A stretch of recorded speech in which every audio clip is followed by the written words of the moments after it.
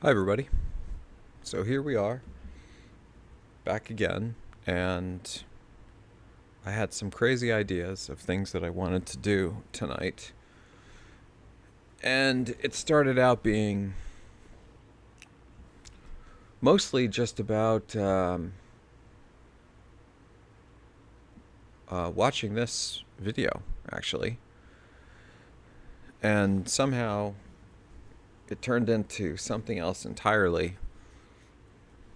And so we're going to do the something else entirely just because I went so far down a rabbit hole, technically, that I just couldn't stop myself.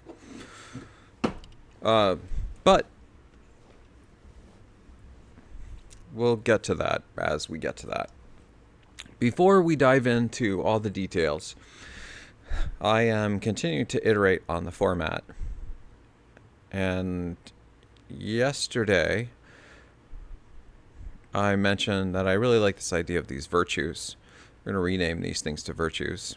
And so we'll have our virtues for the podcast. By the way, I don't even know if podcast is the right word. Taylor and I were talking about this, and some people call it a vlog, and I don't know.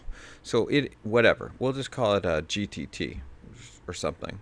So for this thing that we're doing, I want to have these virtues because I think that's something that's really important to me and hopefully important to you. And then also I love video games. So I feel like we should have at least one video game per session. Whether I played it or not,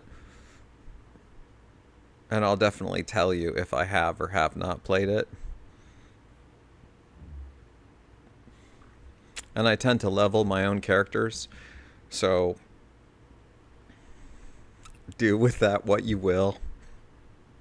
I'll leave it at that.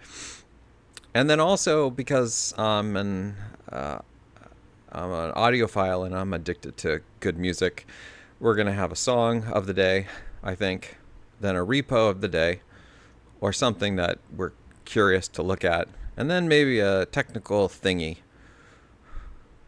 And this was the technical thingy that I wanted to talk about, but then I started looking at PyTorch, and I got so unhappy about what I was seeing.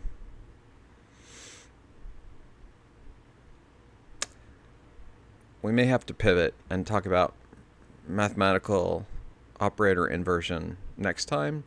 I don't know. Or maybe this is going to be a 3-hour podcast. Who knows? But I promise that my goal here is to not be mean. Seriously, this is quite important to me. I'm not trying to be mean, but I do really care about code. And again, I don't write perfect code. I make mistakes all the time. But I iterate on it and I try to make it better. And when I see open source software, especially code that comes from a company that has a lot of money that is trying to get us to use their open source system, and I see code that looks like this, I get unhappy. If this was like indie developer type thing and there's 2 people on this, it is what it is. I totally understand. But if we have a near $1 trillion company that's driving this framework that's supposed to be fundamental for much of the stuff that's happening in ML today, and I see code that looks like this, I am confused. And I'm going to get into some of the confusion, but if they just followed some of the good programming practices that we've discussed, this code could be much better, much easier to understand. And it's not in that form right now. But we're actually going to apply some of the things that we have learned already, and you hopefully will see concretely how applying just some of these good software engineering practices can take code that this code, by the way, is extremely brittle. All it takes is the smallest amount of mistake, and we can break this code. And it should be much harder to break code that is like a framework that is supposedly, this is my opinion, it should be very hard to break code that is fundamental to so many people's lives. Maybe leave it at that. And yeah, part of that is what we're doing with Merly, is to make the mentor system available for open source developers. And so if you're working on PyTorch and you would like access to Mentor to have it find things like this and help you revise this, I actually think Mentor's revision of this is a step in the right direction over this. I think this floating in the middle of this, I mean, like if you look at this code, it's hard to even understand if this is like a function. And for those of you who haven't used like preprocessor stuff, you don't have to write it like this. You can write it in ways that are better. And what is going on with the lack of white space to separate out ideas? I'm just like, white space is your friend, right? Like, this is why, we use white space like this, right? Or we use these comments. So then, like, it helps separate concepts, right? It makes this is my strong conviction, is it helps us reason about things. So conceptual things that are coupled together are very clear. And then things that are separate are separate. And you can have things that are coupled together in different sections of the same function. And there's different clusterings, right? But then, at least in my mind, and I wasn't even really trying with this code, right?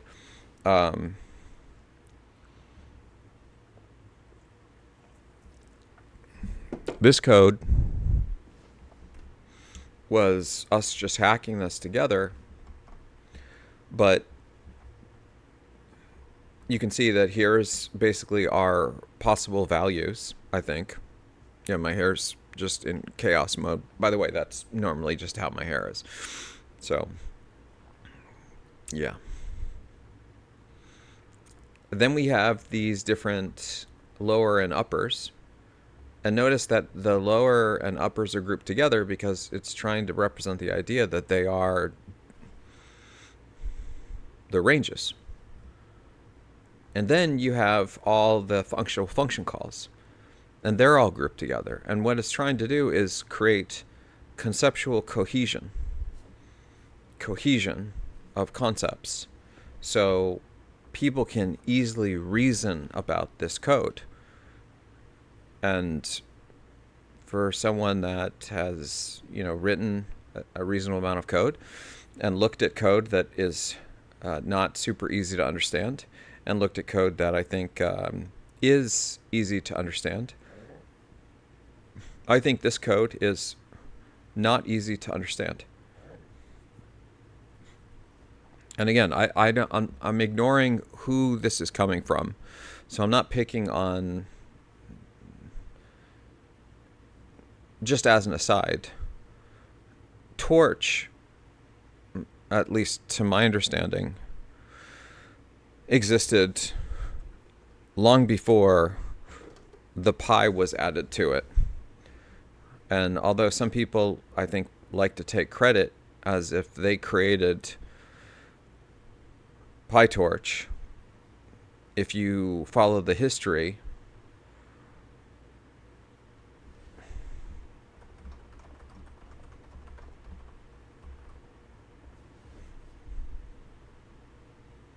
what you find is this first sentence. Based on the Torch library. What is the Torch library? Well, it's an open source machine learning library that was written in Lua. And then in 2017, it was moved into PyTorch. But this thing was going on since 2002.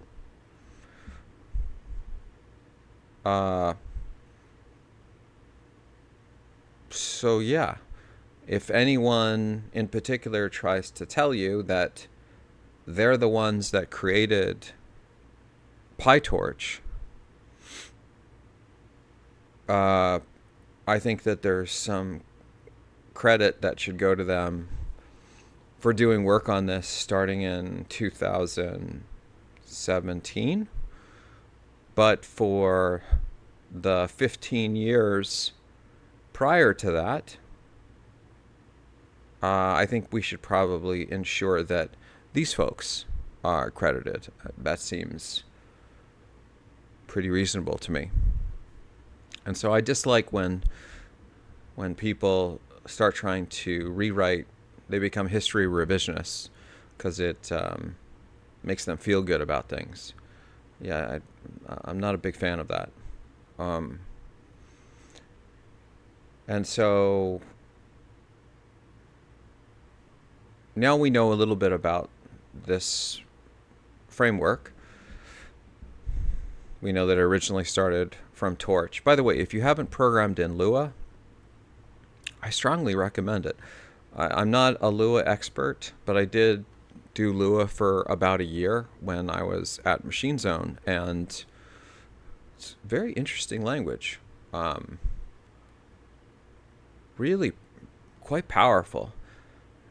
Very dangerous, but really eye-opening in some of the things you can do. Anyway, so going back to this and this code, it wouldn't really, removing all the other factors about the company that potentially created this code, and whatever feelings I may or may not have about that company, I have issues with this code because I don't like this code. So let me show you an example. So I have another window of summaries, and I'm just going to arbitrarily pick a repo. Oh, ClickHouse. I think ClickHouse tends to be not bad. Yeah. Okay, so let's look at some ClickHouse stuff. And it's not to say that ClickHouse doesn't go off the deep end a little bit. Let's actually look at this. This is like a database schema thing. Again, you can write really good code and then still have these cases where the code can be better. Okay, so it just to be clear, that just because you write good code generally doesn't mean you can't have moments of like momentary lapses in reason, like that brilliant Pink Floyd song, "Momentary Lapse of Reason." So these are, oh yeah, actually this was, I had meant actually to talk about this because this is a great example of a really bad way to write this code. And I stared at this for a second, and I realized what the pattern is, and the pattern itself is actually very simple to mitigate and rewrite. I really don't know why whoever wrote this chose to write it this way, but this is also really, yeah, okay, this is not the best example to show about what good code looks like. I'm not making a strong argument for myself here. Maybe if we scroll up, we can find something that's like, okay, give me a second here. I know we are looking at the issues in ClickHouse. Let's pick something that's like smaller in terms of its issueness. Yeah, why do people go crazy with these control expressions?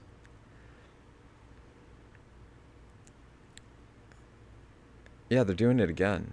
They're doing it again. I don't know if you guys have noticed the pattern, but I suspect if you pay attention to this, you'll quickly notice the pattern. They're doing it again.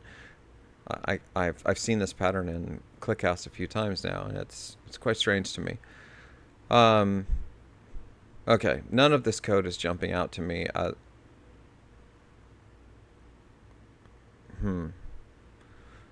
Yeah, embedding literals. When you do things like this is usually not a great idea, just as an aside. I realize I'm kind of meandering, but I'm going to get us back on track. I just need to find some code that I can look at and say, yeah, I think this is a good code. We haven't found it yet, but we're going to find it eventually. But as we go through the code, I'm going to just point out some high level things. So generally speaking, don't embed literals in your code. So the number 14, these hard-coded strings, this is usually not a very good idea. And the reason for that is, what does it mean? What does 12 mean? What does 9 mean? But they probably do mean something. They're probably, like we're seeing here, an option from whatever this random generator is, and they have a very concrete meaning. And so I can tell, I think, just right out of the gate, I think my camera is doing its flickering thing again, that this is Boolean, false, Boolean true, null. And so call it that. Just call this K bool false. And then have a string that's called false. And then when people look at this, they'll say, oh, I know what this is doing. This is walking through these options, and it's doing basically like a string conversion of an integer to its string representation. And now that you know that, you can probably scan through this and say, oh, that's probably what it's doing. And therefore, that's why you see these strings all over the place. And if you look at ret, yeah, you'll see that it's a string, right? So I haven't looked at this before. I just maybe have seen enough code to where I've seen kind of the newbie mistakes. And a lot of that is I've made these myself, right? But this goes back to not racing to the end working on complex problems and iterating. Yeah, I guess it's not even a thing for today. But it's okay to write this code right out of the gate. But then, as you write it, then have the introspection to realize, like, okay, this maybe isn't fantastic. Why does my camera do this? It has something to do with the screen, I think. Anyway, we'll figure this out. Apologies for that. But so when you're first writing this, okay, that's fine. But then as you get further in the evolution of the code, rewrite this so these numbers have meaning. And the reason why you do this is that what if somebody accidentally puts the number, like, I don't know, 17 here? Who's to say that that's wrong? Right? But now imagine if this has a name, and this is called K bool false. And then 17, let's look at 17. What is 17? 17 is date times 64. Cool. So then in 17, they say date times 64, and then they say true. I think we already know what the bug is, right? I know what the bug is. They're returning true, but they said this is date times 64. I think what they meant was the other thing for false. So the fix is probably to make this K bool true. And now you fixed it. And this is why you give things names. It's actually, again, it goes back to this whole thing is that there's not at least from my view, there aren't really hard things in the world. There's just like things that are complicated. They're complex, but to make them not complex, you, in many cases, just need to understand the basics. And when you understand the basics deeply, then those become simple. And then when you add pieces onto the other simple pieces, once you master those are also simple. And then basically everything, there are really no hard problems anymore. There's just complex ones.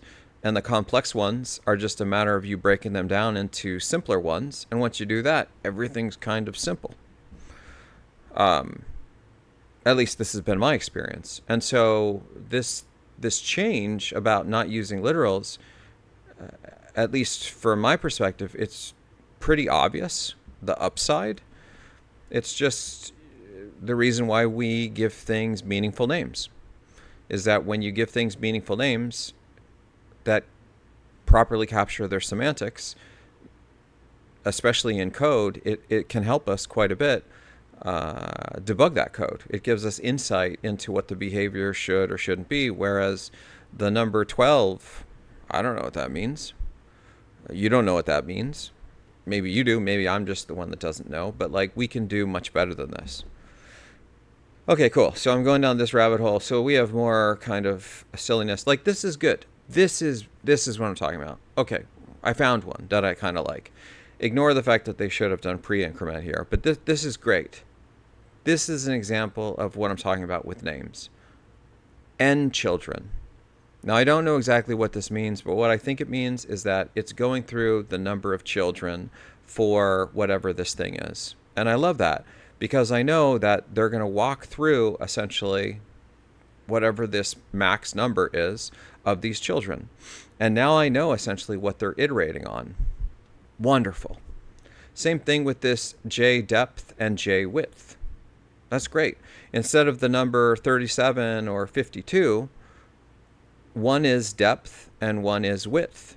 And this is very helpful in terms of being able to reason about this code. For example, we can see here that they're creating this child D thing, and it's based off of the J width. And that's fantastic. They probably should have inverted the const here, but no big deal. But if they didn't give this meaningful names, and they accidentally plugged in the wrong value, you might have a hard time debugging that. But because they gave these meaningful names, and you know that what I think they're doing is going down one level and then going across, thus the width. I mean, okay, I'm going to be a little pedantic here, and I'm not trying to be mean or anything. I'm just trying to, I don't know, the right words actually can be very helpful. When you think about computer science from a technical field and things like, I don't know, discrete mathematics and just mathematics in general, when you are reasoning about trees in particular, they tend to have two core exhaustive properties. They have depth and they have breadth. Okay? We're really going down a rabbit hole here, but tree, what are the things that I said? These are tree.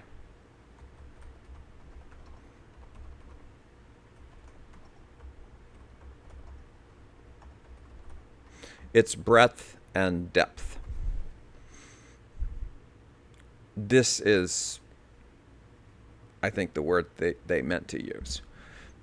And this probably sounds like I'm being a pedantic jerk here. And I'm not trying to be a pedantic jerk. I'm just trying to say that I can kind of intuit that I think that width is the same as breadth. But other people might not, especially if they're very textbook driven. So, like, I'm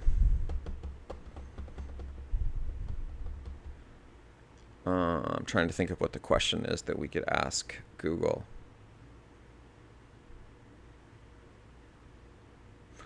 I think I got it.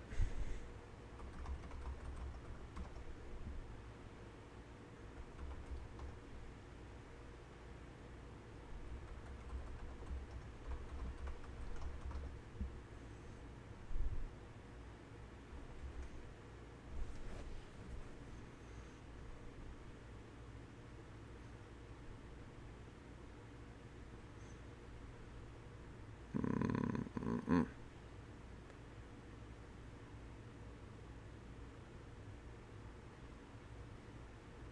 Oh, here, this could.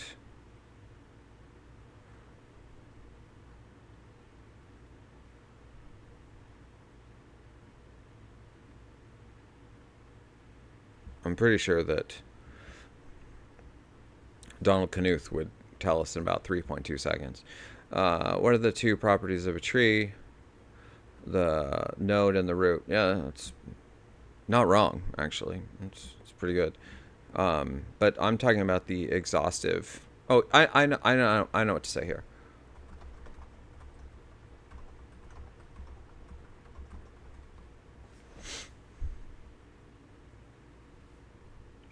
There we go. Okay. Two fundamental ways to walk or traverse a tree. Depth first. There's the depth word. Breadth first. There's the breadth word. Okay. Now let's go back. We've got the depth word, and then we've got width.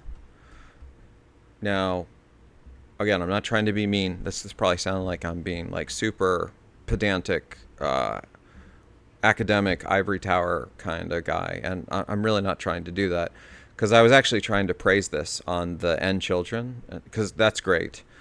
But then I looked at it a little bit more, and yeah, I mean, like, I can understand, but it's sort of like one of those things where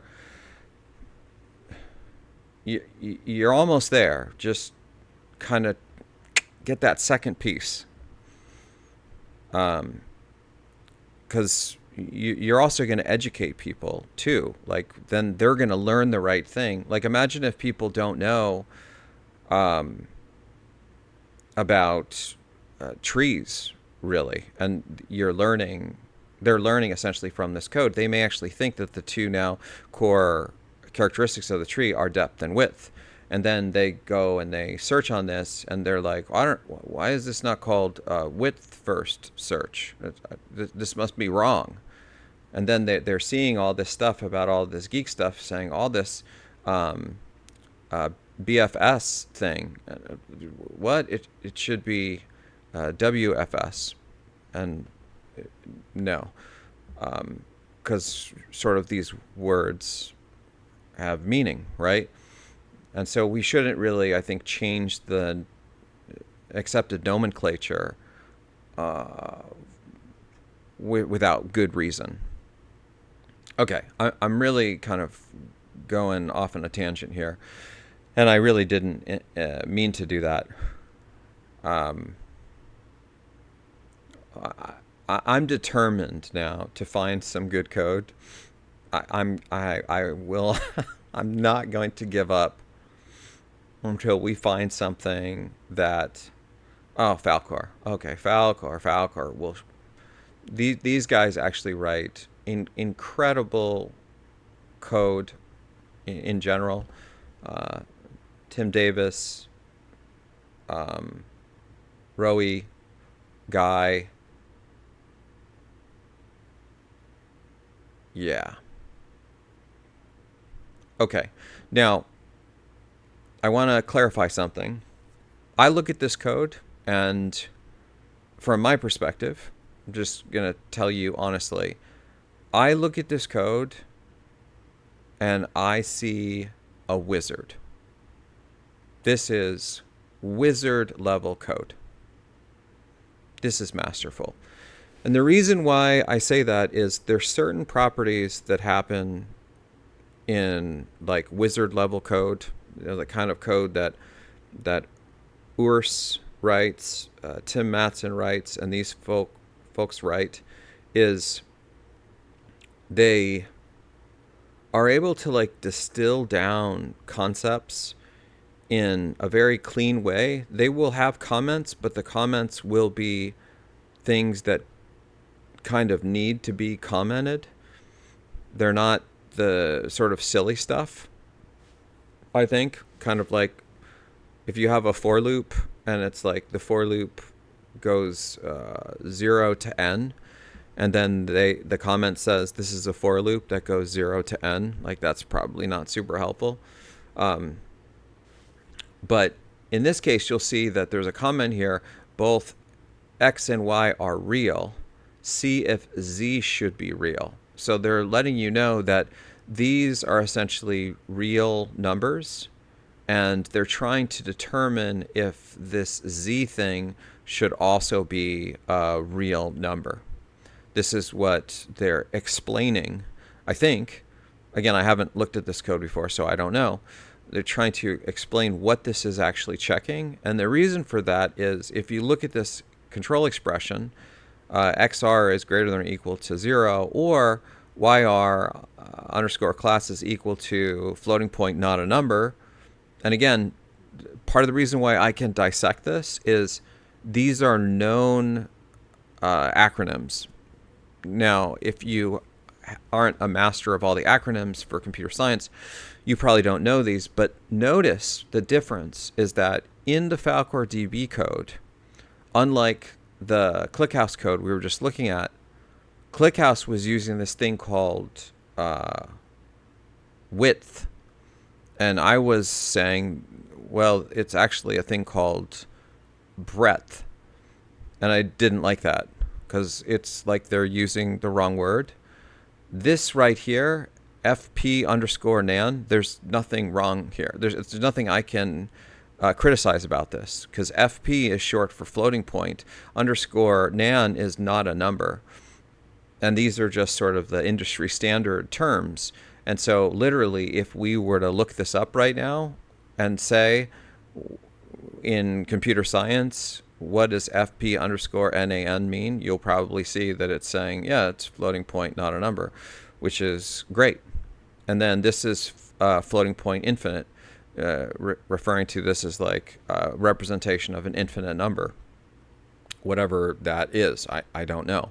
You'll also notice that they use numbers here. And I was saying, like, in general, don't use literals.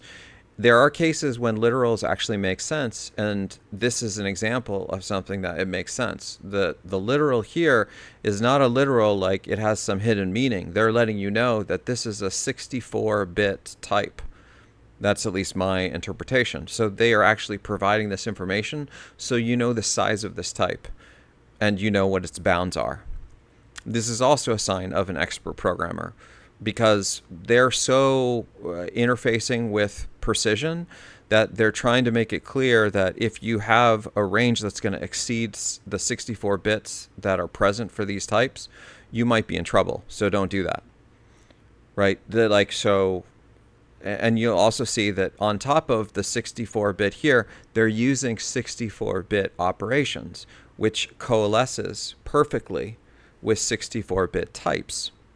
Again, you can kind of see the elegance of this.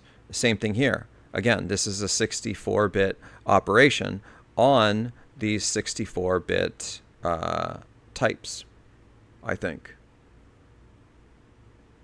Yeah. Mm-hmm.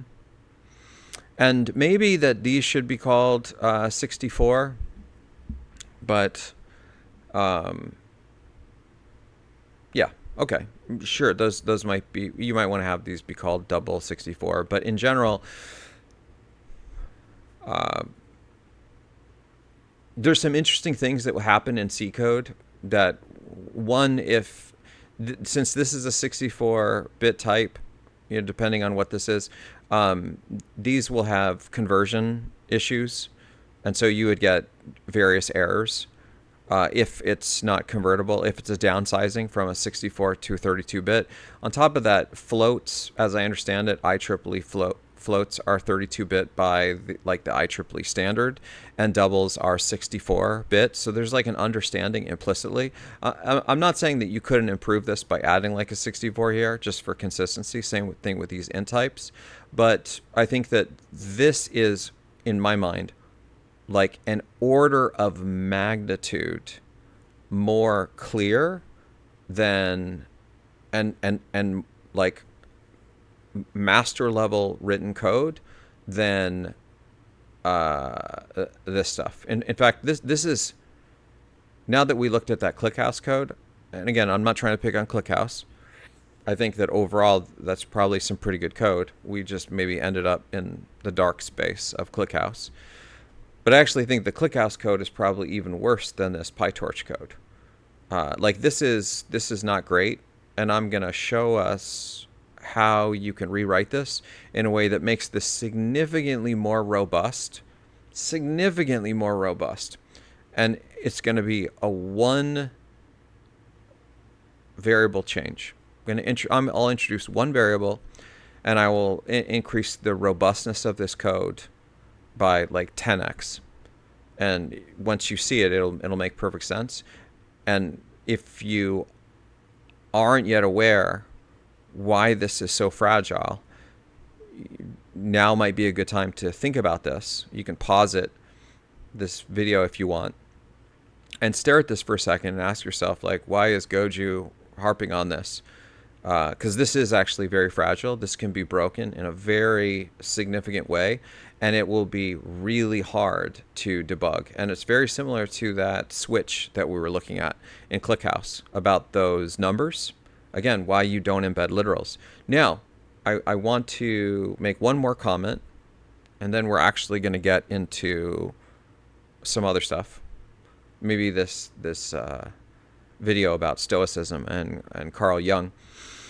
But I want to make one more comment in that you'll notice that they use literals here.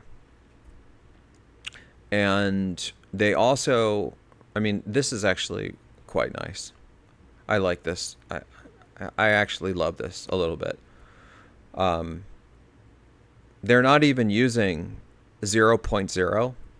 They have a floating point 0 type constant, which if we look this up, I'm pretty sure that this is going to be 0.0.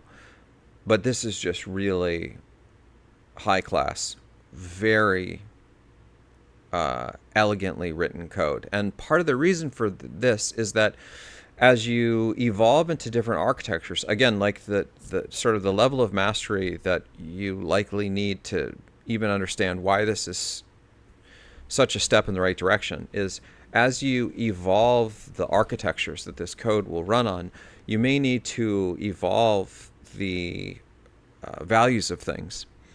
And so, for example, let's say you move to a 128-bit native type system. And in order to work with that type system for the 0 value, you have to preface it with something like OX128 X 0.0. Something like this.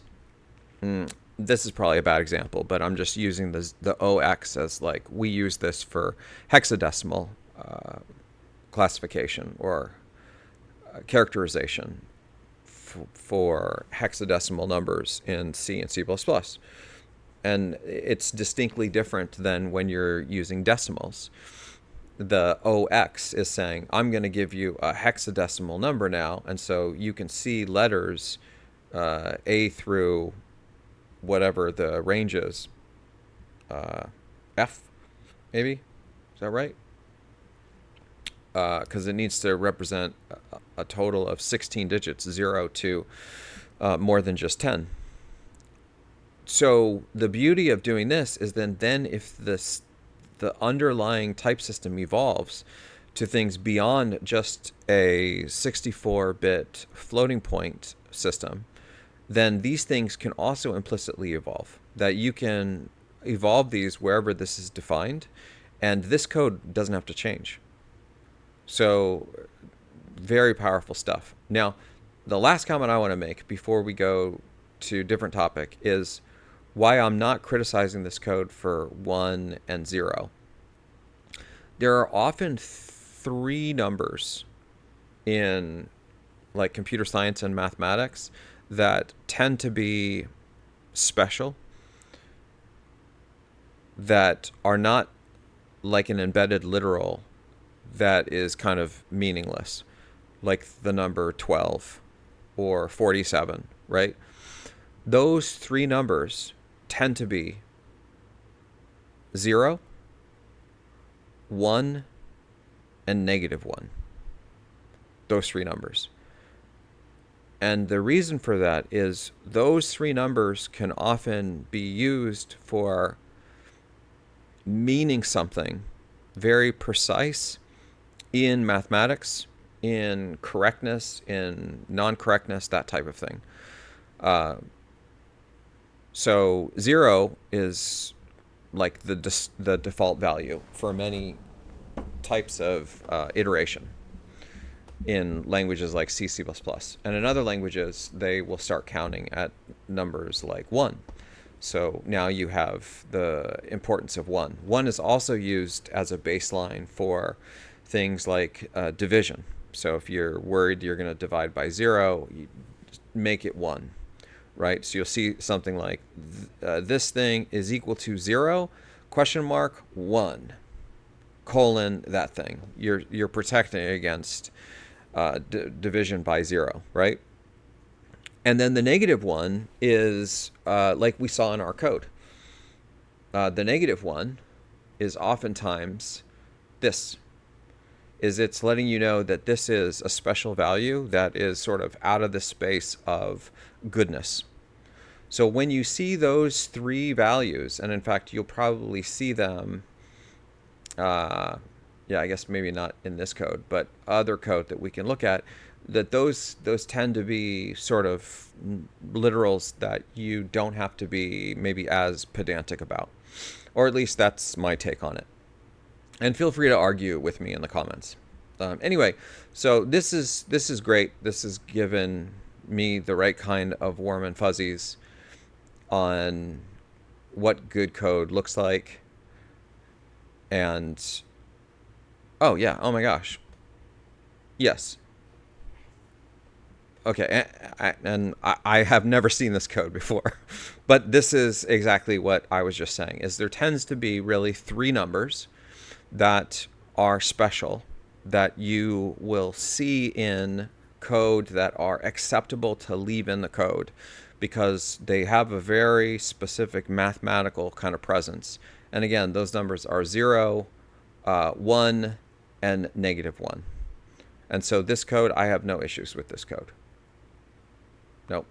And then, oh, look at this. So just like we were saying before that this FP nan is, we just know what this is. So here's Mentor saying, yeah, nan is not a number. And then before we were talking about this FP infinite, saying it's an infinite value. So even Mentor knows. And so again, this is, yeah, this is good code. I quite like this. And over the course of the next year or so, hopefully we'll go down far enough on these rabbit holes where it will make sense why I'm saying the things that I'm saying. And they're not me just sort of arbitrarily talking about stuff. It's decades of sort of working in this space and things that I feel like I've observed. Okay, so we've done this. You know what? We did another one too. Let's add this too. What should we call this?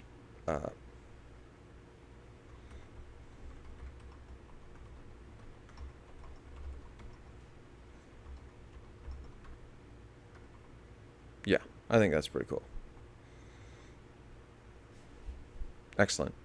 So we did those two, and hopefully we'll get to this mathematical operator inversion as well. But I do want to show you how I would rewrite this thing, just because this is super fragile. Okay. But before we go do more code, I want us to watch this video. And I found this today. It came out basically a week ago. Nobody and nothing will affect you again. And this is like a summary of Carl Jung. And then we have an explanation of things. No one and nothing will affect you again unless you allow it. In this video, we dive into Carl Jung's insights on mastering your mind, detaching from external chaos, and regaining full control over your emotions and reactions. Understanding the power of perception and self-awareness can change how you navigate life forever. Okay, so I absolutely love what this video talks about, and I think that some of you have heard that I will often refer to myself as a Stoic. Or at least I try very hard to be a Stoic. And what I mean by that is we're human, and so as humans we have emotions. But the Stoics, I think, made this brilliant observation that we can feel emotions, but we should not let our emotions control us. And emotions, by their nature, are mechanisms of reaction. That's essentially what emotions are. If we get to the core of why we feel things, we feel happy because something happened. We feel sad because something happened. We're angry because someone cut us off on the road. We're depressed because we got an F on a test, right? These are all reactionary things to something else. And as I think we all kind of know in our heart of hearts, it's generally not a great philosophy to be reactionary to things. It's I think oftentimes a much better life philosophy to be proactive, and then we can have reactionary behaviors, but our behaviors shouldn't be, I think, emotional. They can perhaps be reactions based on data, and they should be based on logic. At least this is my view. And again, it's not to say that emotions are bad. It's just that we shouldn't be beholden to our emotions. This is really important in my mind. And the reason for this is that emotions oftentimes are fleeting. Emotions are oftentimes temporary. Emotions are oftentimes things that are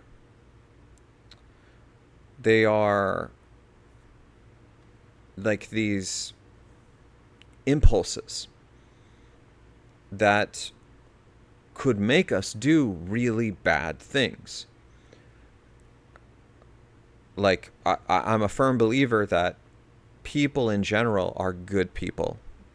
I think that people in general are good-natured, and this is why I believe in fostering goodwill. I refuse to believe that people in general are just bad. And maybe that's the case, but I'm going to choose to live in a world where I see people as good. And what I found is that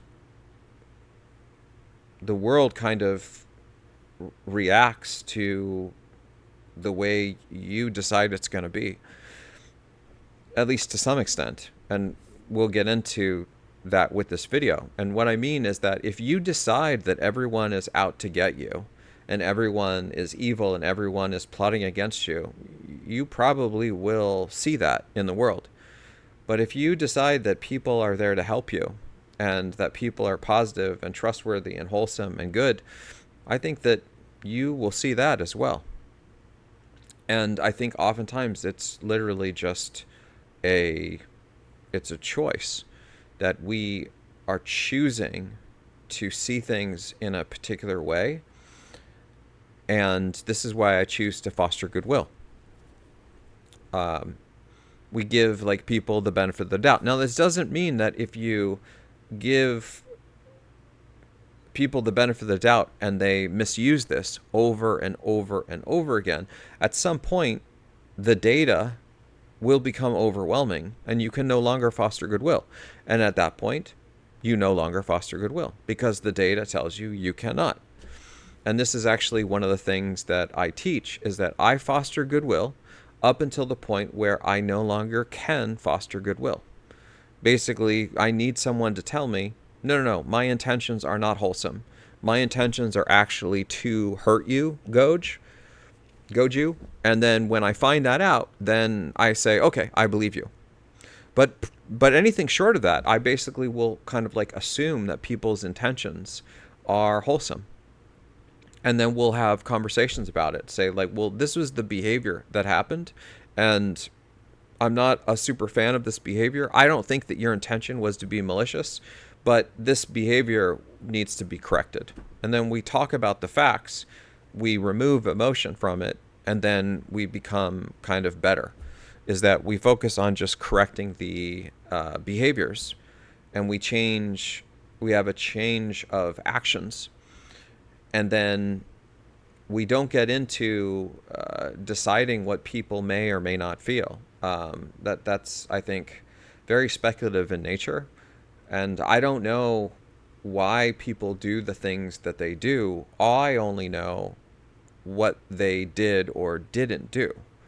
That's all I know.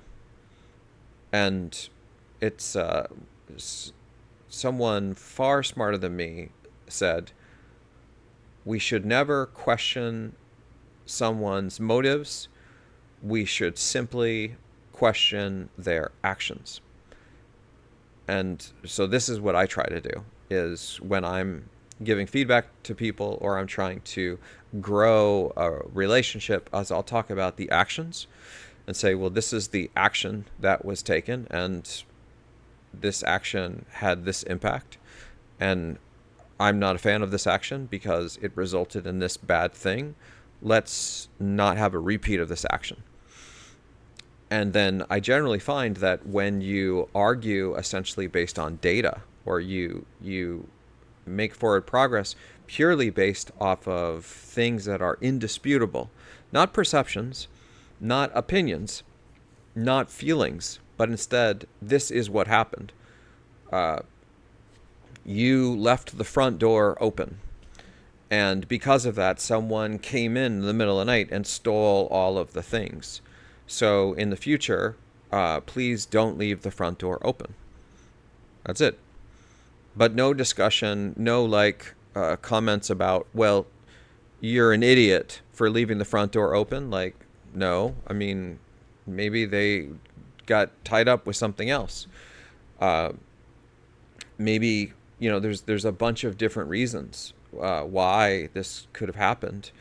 And so prescribing different attributes or motives, intentions to someone because of actions is principally, I find, not a very wise thing to do, because we don't know.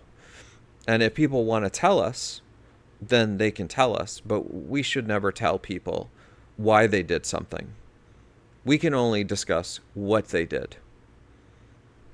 Like, for example, with my students, I don't try to tell them that they gave the wrong answer or they got a question wrong or right because they are so smart or they are so dumb.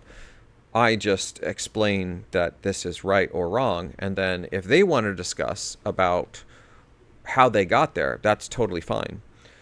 But I'm not in the position to ever tell someone how they feel, what their intentions are, what their motives are. Only the person can tell me that. And likewise, no one else can tell you what your motives, emotions, or intentions are. Only you can tell people that. And frankly, anyone that tries to tell you, you did this because you're angry at me, you can say, no, I did this, yes, but I did this for reasons that only I can explain because only I know why I did this. And you can't possibly prescribe my intentions for me. Now, they could be right. You could be like, yes, actually, that's exactly right. I did do this because I was angry at you. But then you can also remind them that, but in the future, while you were right this time, it's generally a bad idea to decide people's intentions for them. Instead, you can explain to them what the action was and then ask them why they did something. And then again, hopefully people will be honest and they'll explain this, and you can have open communication. Anyway, this is all in sort of the space of Stoicism, in that the Stoics essentially say we can have feelings, life happens, and we will have responses emotionally, but then we will control those things because we will not allow our emotions to control us, and this gives us tremendous power over the world. So now we're going to watch this short video and hear what Solace Mind has to say about this, and then I'll share some comments. But before we do that, we're going to take a quick pause and reload up on our Coke Zero. So feel free to reload up on your beverages too. Be right back. Oh, okay. We unpaused? Yeah. Okay. So one last thing I want to say before we start this. As I think many of you know, I try really hard to prefer weak claims. Sorry, I'm trying to move. Still trying to figure out how to keep my mic close enough, but not too close. I generally try to prefer weak claims. So I try to qualify things. And unfortunately, in this video, there's some claims that maybe are a little bit stronger than I would have used. And so I want to say right out of the gate that this is, this thing right here, no one and nothing will affect you again. Yeah, it's a bit strong. I'm not sure that you can say this. And I want to also add that if people have experienced high degrees of trauma, these are things that can take a lifetime to work through. And so this, I don't know that, what I'm trying to say is this is nuanced. And while this type of thing has worked very well for me, it doesn't mean that this is a universal thing that will work for everyone. And I think that it is a little bit overly ambitious to try to suggest that this is the one fix that will fix everything. And for those of you who may have experienced traumas in your life, I understand that it's much more complicated than just having it be mind over matter. And while I probably know nothing about the trauma that you've experienced, I feel for you, and I'm not trying to say that you can simply follow the advice from this video and you'll have complete control over things. And so while I agree with the general message that he's going to share, I want to add that I understand that this is nuanced. And this is why I tend to prefer weak claims, because I think strong claims, even if the intention is wholesome, it can sometimes result in the message being lost because of the corner cases where it doesn't apply. So my apologies for that. That being said, let's watch this and see what we can learn. There's a reason why some people remain unshaken no matter what happens. The world throws chaos at them, people insult them, plans fall apart, setbacks hit them one after another, yet they remain still, as if untouched by the storm. What do they know that you don't? Most people go through life reacting to everything. Someone cuts them off in traffic, instant rage. A coworker makes a passive-aggressive...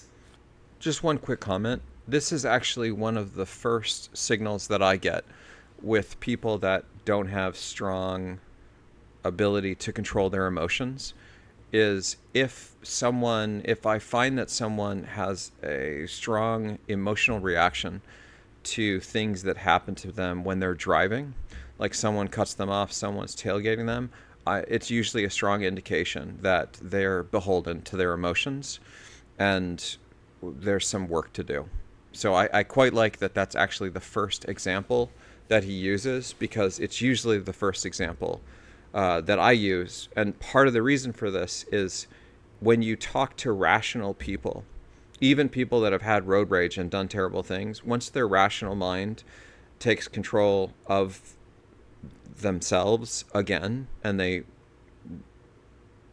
evict their emotional reactionary behavior, they will often admit that they were just out of their mind, and there's no reason for them to behave the way that they did, which I think is fascinating, because they're the ones that have actually behaved in this way that's not super great, and even they can acknowledge that this behavior is like totally unacceptable.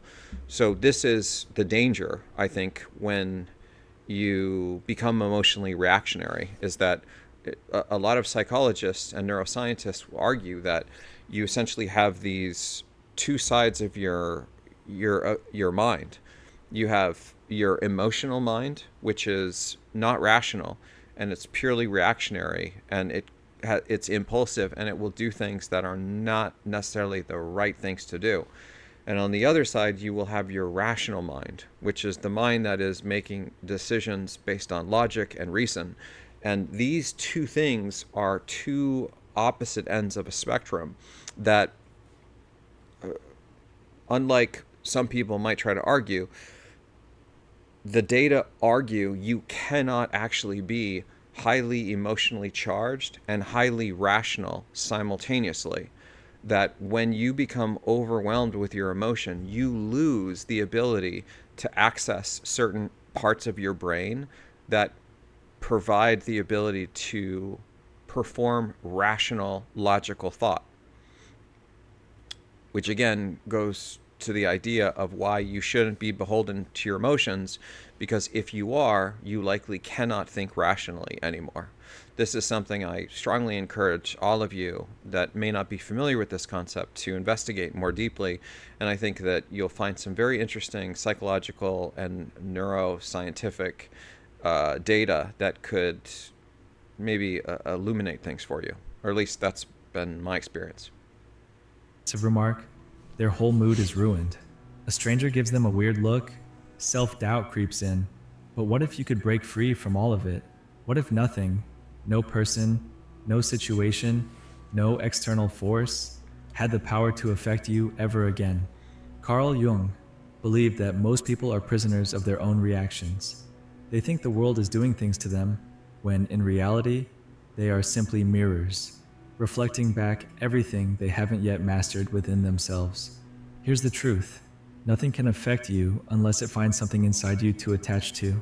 If someone calls you stupid and you feel angry, it's because some part of you fears it might be true. If someone ignores you and you feel hurt, it's because some part of you still seeks external validation. This is why two people can face the exact same situation and react completely differently. It's never about what happens.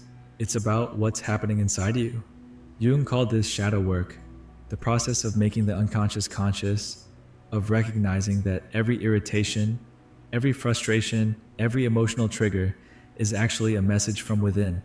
Most people run from these triggers. They try to silence them, to ignore them, to blame the world for making.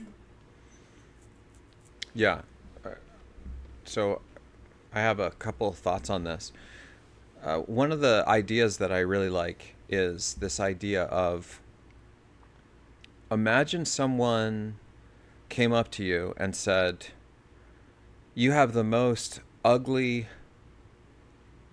blue hair I've ever seen, and I absolutely hate it.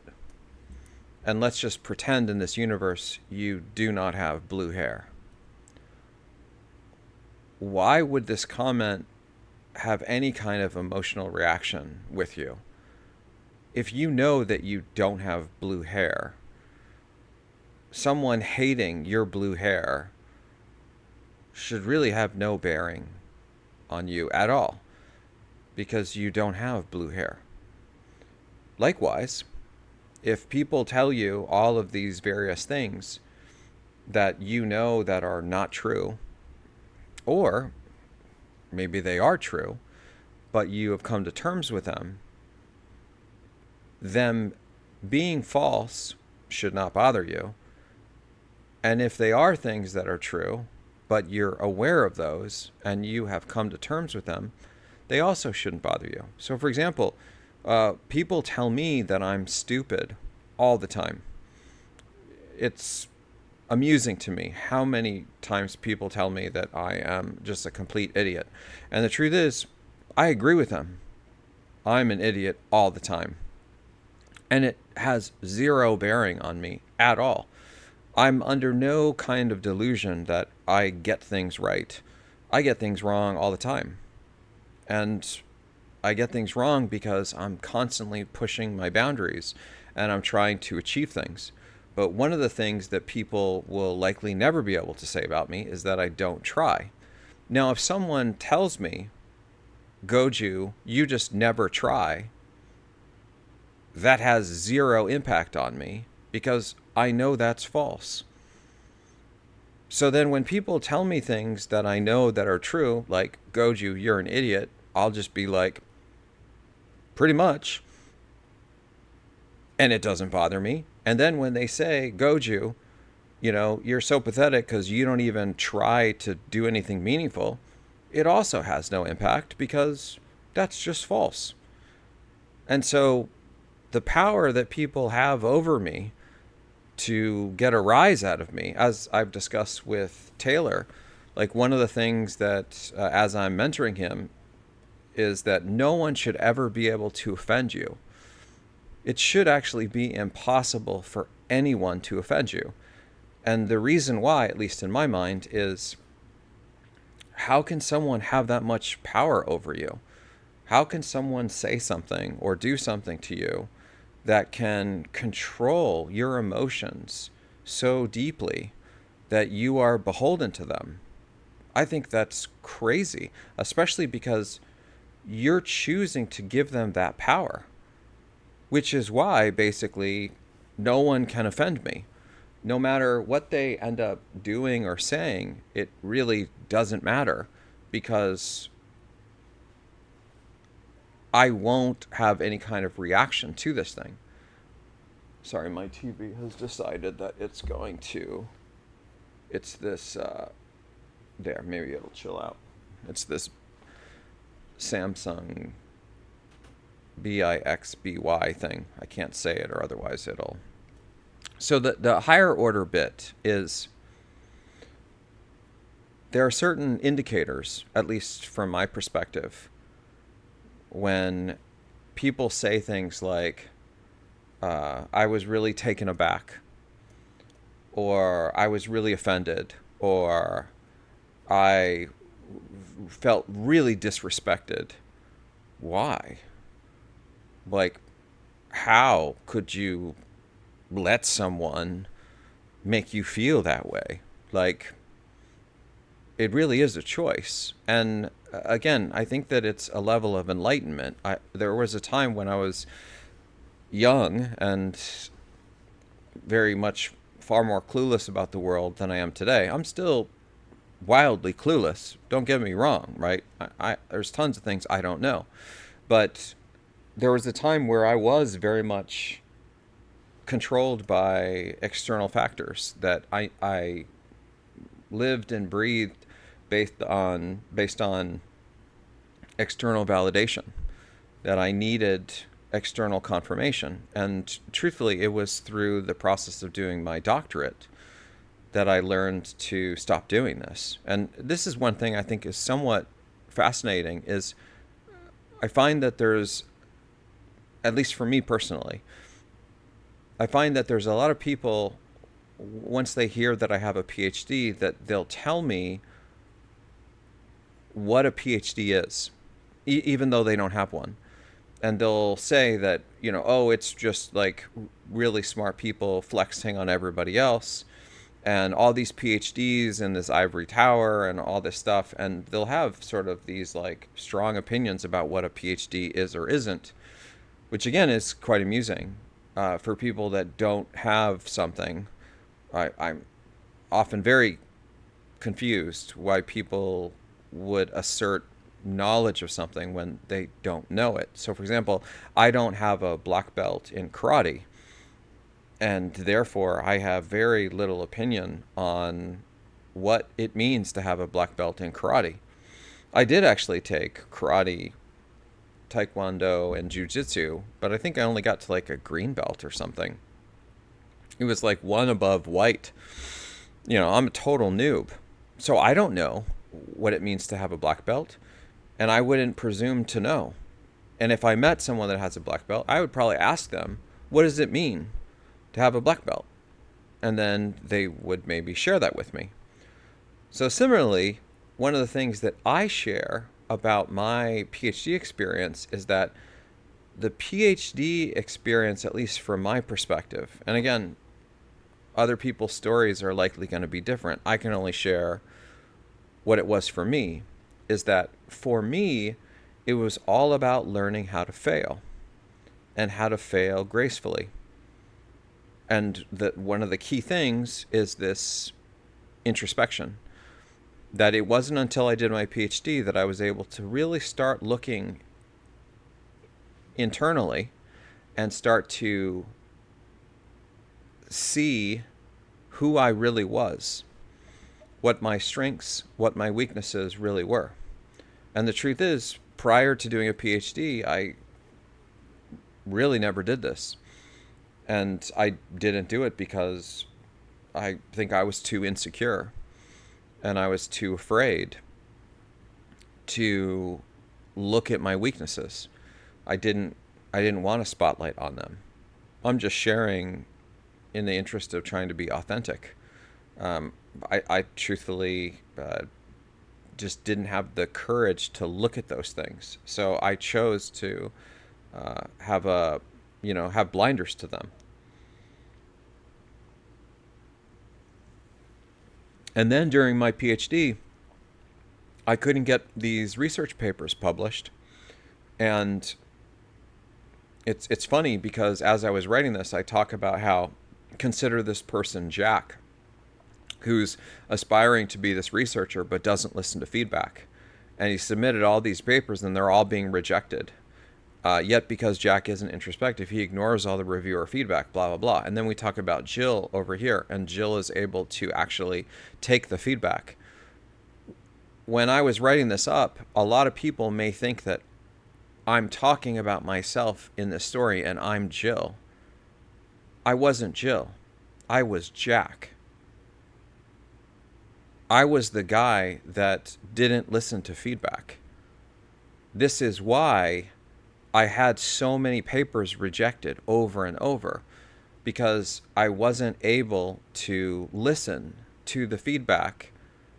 And many of the feedback that was given was actually intended to make me better. But because I had decided that these people can't possibly help me grow, can't possibly make me better, who are these people to possibly critique my research, that I ignored them.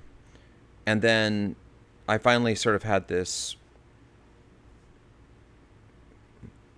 moment of clarity with my research advisors that basically they had a heart-to-heart with me and said that, no, the reason why all your papers are getting rejected is you're a terrible writer. You really are, you don't know how to write. You think that you do, but you don't. And it was interesting because my whole fear, the reason why I couldn't look at myself, is I was worried.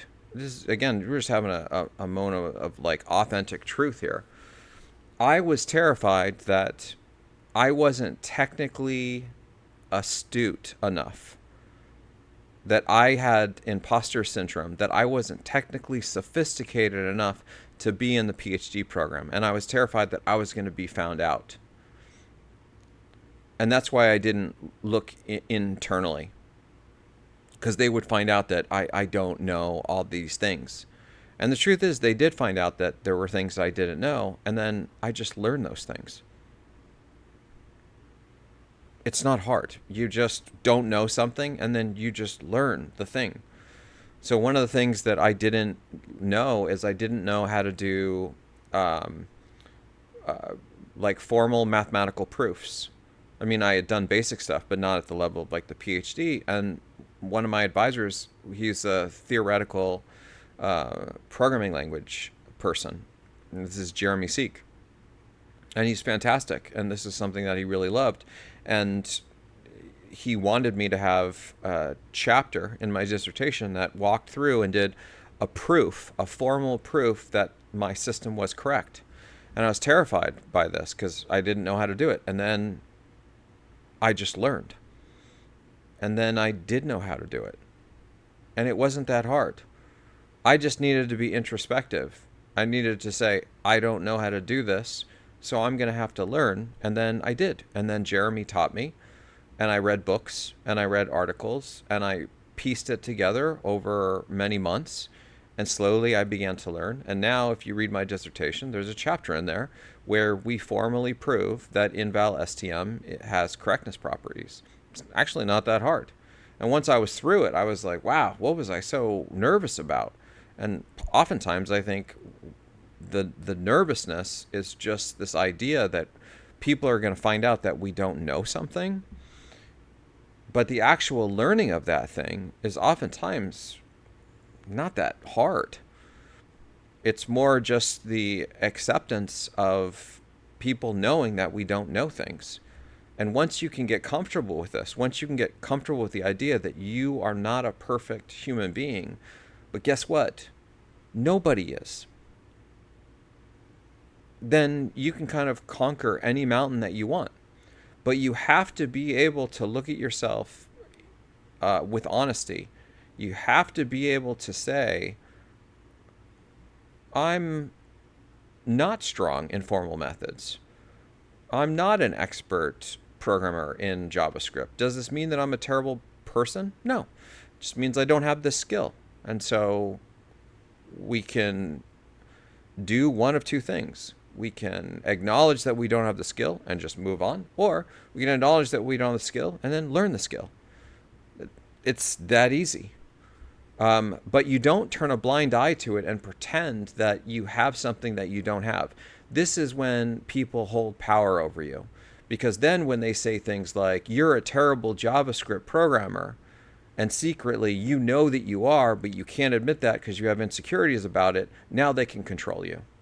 Now they've got you because you are not being honest with yourself. You're not honest in the fact that, yeah, you know what? You do sometimes have road rage.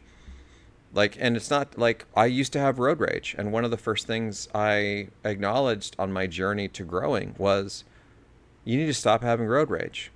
You have road rage sometimes. Goju, stop. When you find yourself about ready to have road rage, pull yourself out of that situation. And I came up with a plan. So the first thing is I was introspective. I had honest, objective introspection with myself. I had a conversation with myself saying, you got to stop doing this. Okay? You're going to get yourself killed one day. And so I was like, okay, self, what are we going to do? Well, when you get in a situation where you have road rage or do something crazy, what you need to do is just pull over and get yourself out of the situation. And now that's what I do. And I have no road rage. Anytime someone is tailgating me, driving crazy, any of this stuff, I just pull over. I literally will, doesn't matter where. Like, people that drive with me see me do this all the time. So much so that they actually know what I'm doing is I'll pull to the side of the road and be like, oh, someone's doing something bad, and Goju is making sure he's out of the situation. And then they'll see the cars fly by doing crazy stuff and be like, man, I'm quite glad that he pulled over, because then that turns into be like a 10-car accident, and they're like, wow, this is what rationality looks like. This is what happens when you're not beholden to your emotions. You can just decide to not play that game. It's actually extremely powerful. So, but it all starts, in my mind, with honest and objective introspection. You need to be able to do this with yourself. You need to be able to have an honest conversation with yourself, understand what your strengths and weaknesses are, and be okay with that. Be okay with the fact that you're not perfect. Nobody's perfect. Nobody knows everything. Nobody is going to be the best at every single thing. Or you know what? If they are, wonderful for them. Truthfully, that's so boring. In my mind, I think the most interesting things about life is the struggle, is the growth. And if somebody is perfect and they know all this stuff, they don't have to grow. They don't get to grow. That sounds so boring to me. Like, that's got to be like the definition of misery. It's terrible. Like, I love the fact that I suck at so many things because I get to be better at stuff every day. It's like what wakes me up in the morning. Being able to continue to revise like the GTT list here.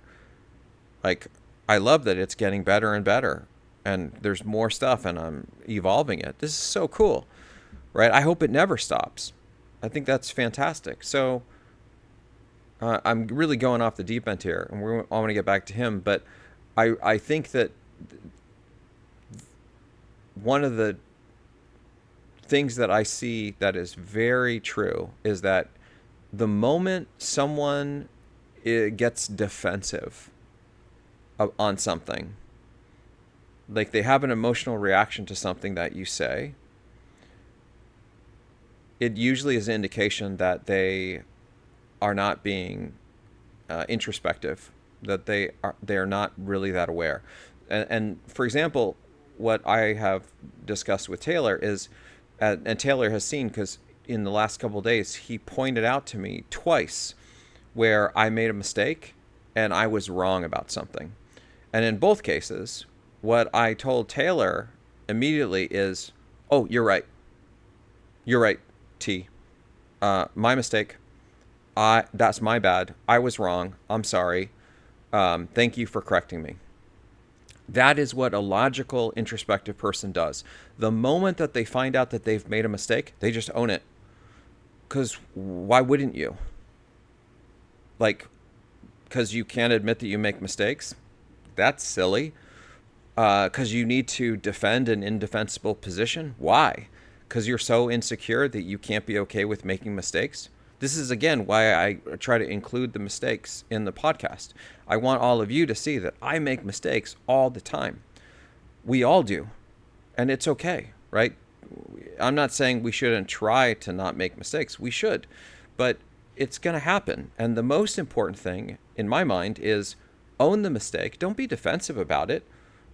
Listen with a rational mind and understand if you did make a mistake, and then take ownership of the mistake and then move on. However, on the other hand, if someone is criticizing you or giving you feedback on things that are not true, like, for example, saying that you have blue hair and they hate your blue hair, you can then say, and this is often what I do, is I will say, can you give me any evidence that shows that I have blue hair? And then generally what you find is that the people that cannot give you evidence or concrete data that you have blue hair don't actually know that you have blue hair. That what they're doing is they are being controlled by their emotions, and they're not giving you feedback that's meaningful. They have their own problems that they need to sort out, and they're trying to project on you. And you get right at the heart of it. This is why, again, you just use data. So if someone says, like, oh my gosh, you're such a terrible person, a very easy way to engage with this is say, absolutely, I make mistakes all the time. Can you give me concrete data on the things that you're seeing that make me a bad person so I can stop those actions? And if they have no data that they can provide to you that shows that you are a bad person, there's nothing that you can grow from. It's also their comments are without substantiation. And comments that have no substantiation are not logical comments. These are not founded based on evidence. And so there's nothing to do. Like, for example, if someone were to say,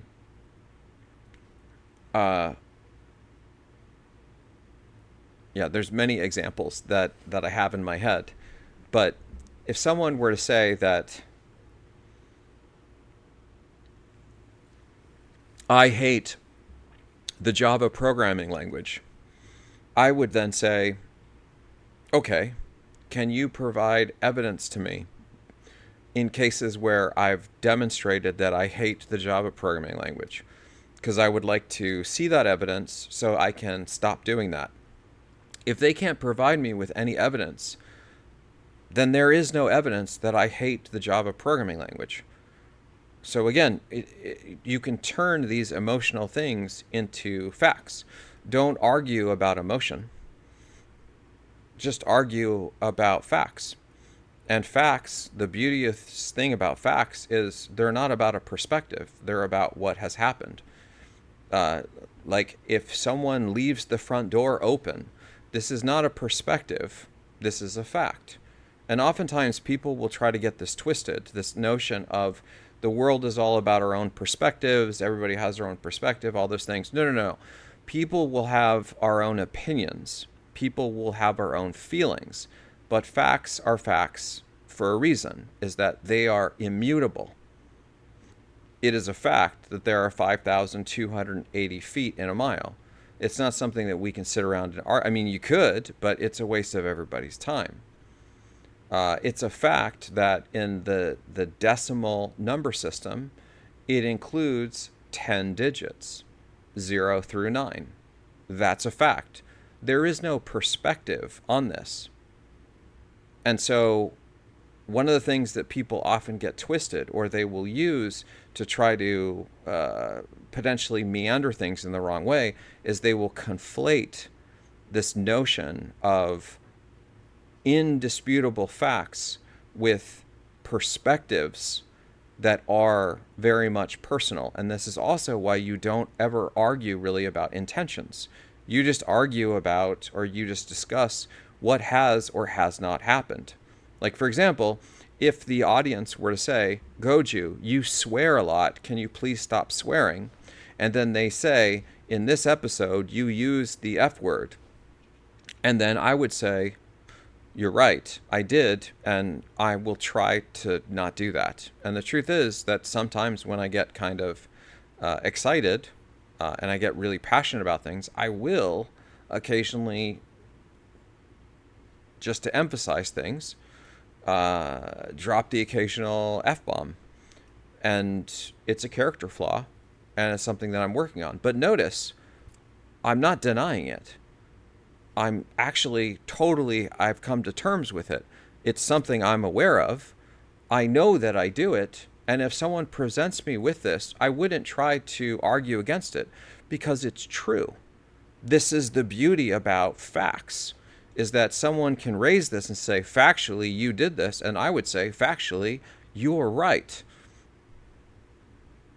Excellent. And now we can move forward.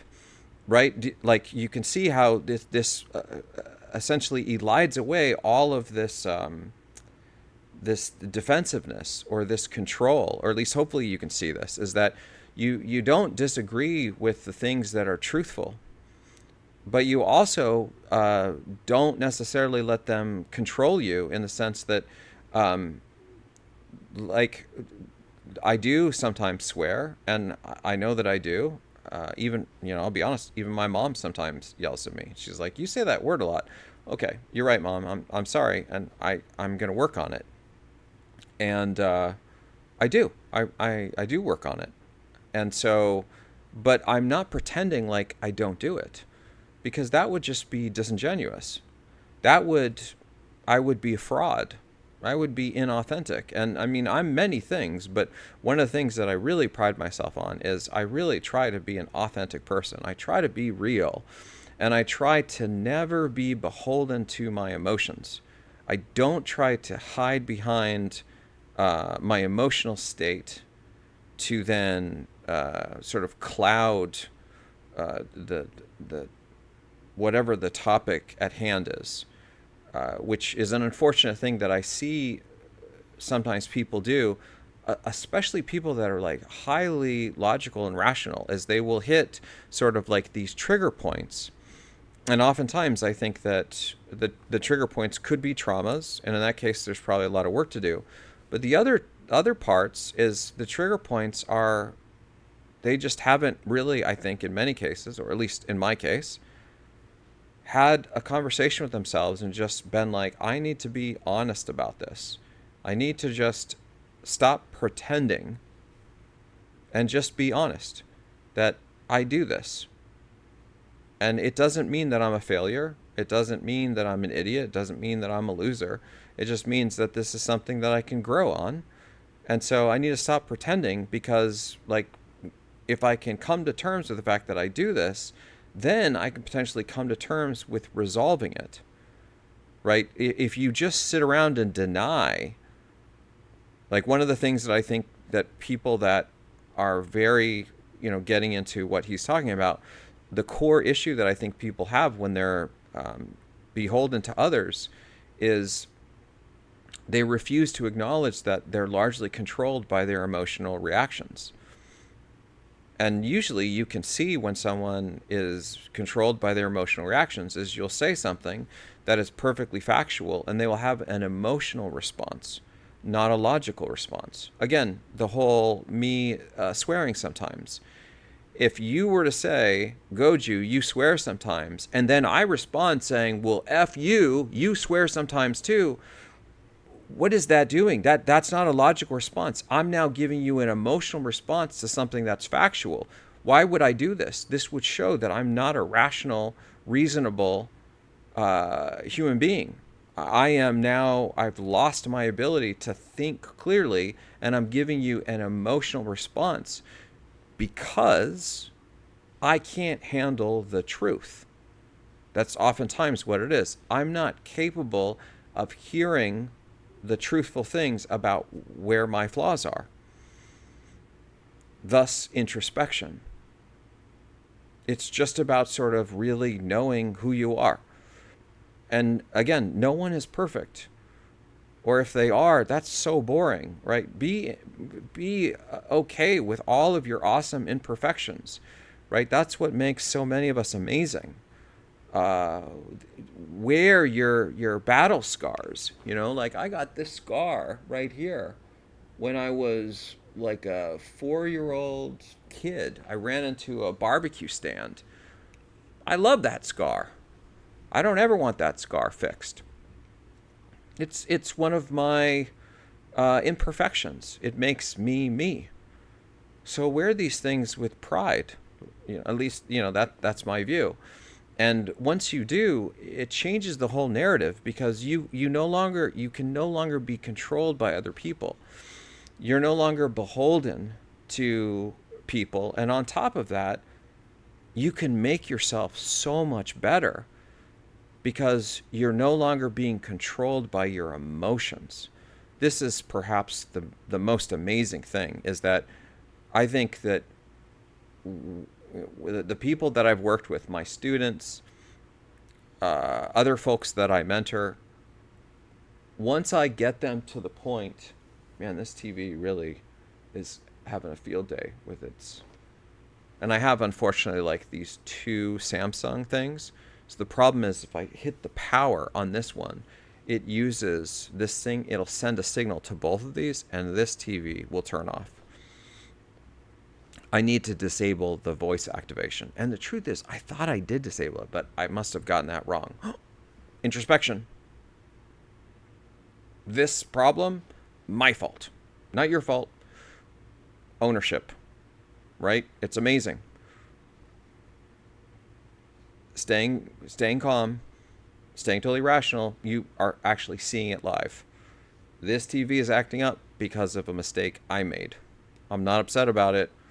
And now we know what the plan is. Like, this is the power that you have when you can be very rational, is we've figured out how to solve this. I need to disable this voice activation. And it's something that I did.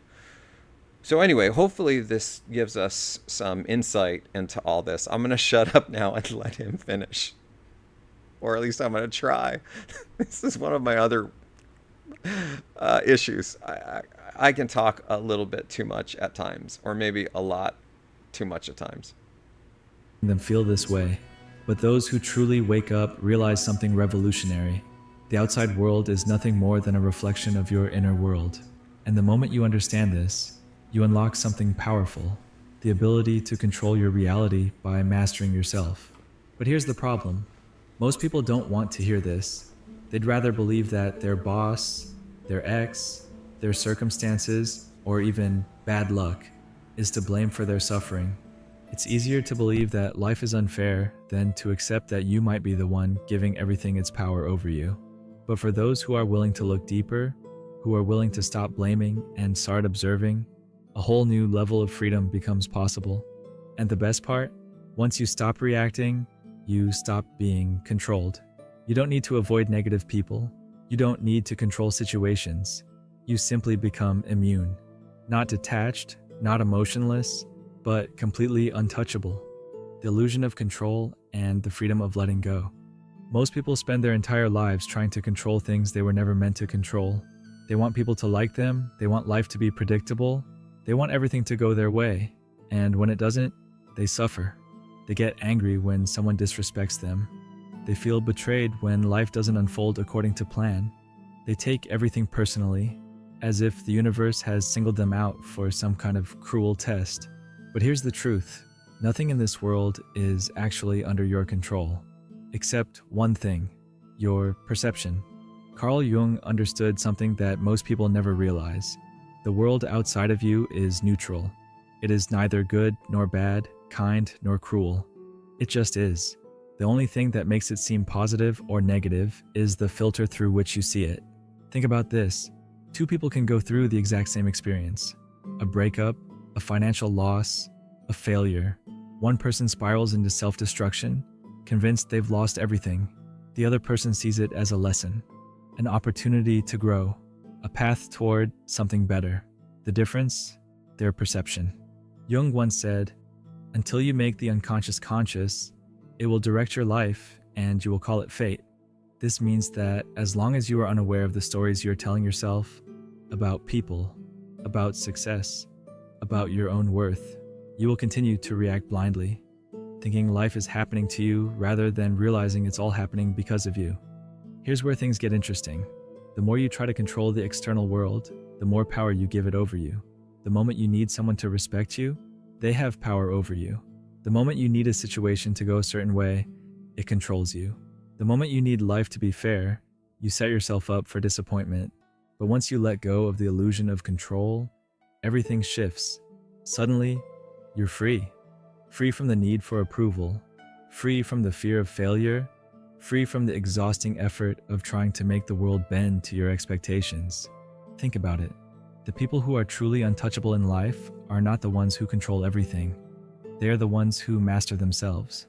They are the ones who remain calm in the storm, unshaken by chaos, indifferent to insults, fearless in the face of uncertainty.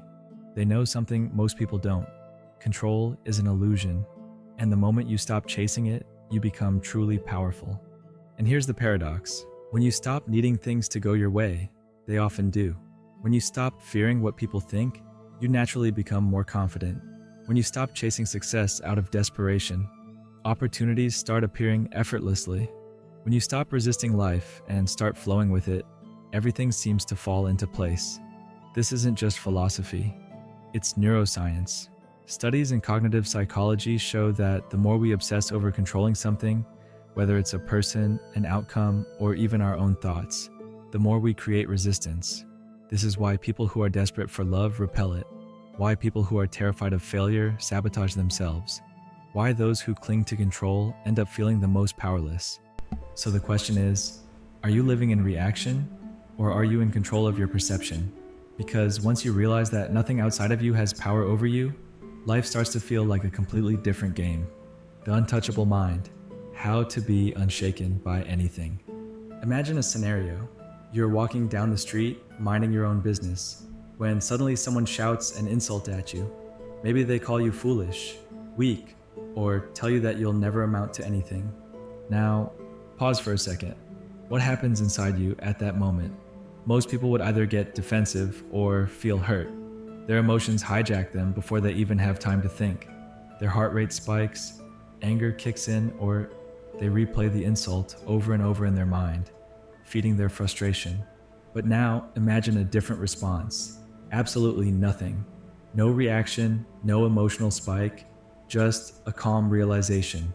That has nothing to do with me. This is what the Stoics, Zen masters, and even Carl Jung understood deeply. Nothing outside of you has the power to disturb you unless you give it permission. But let's go deeper. Why do most people get affected? Because they are identified with a false self, a fragile mental construct built on opinions, validation, and attachment to outcomes. This is why they react so strongly when challenged. It's not just an insult, it's a threat to their identity. Jung spoke of the shadow self, the hidden part of our psyche that holds all the fears, insecurities, and unresolved wounds we refuse to face. When someone triggers an emotional reaction in us, they're not creating pain. They're revealing pain that was already there. Think about it. If you were truly at peace with yourself, someone's insult would mean nothing. It would be like yelling at a mountain.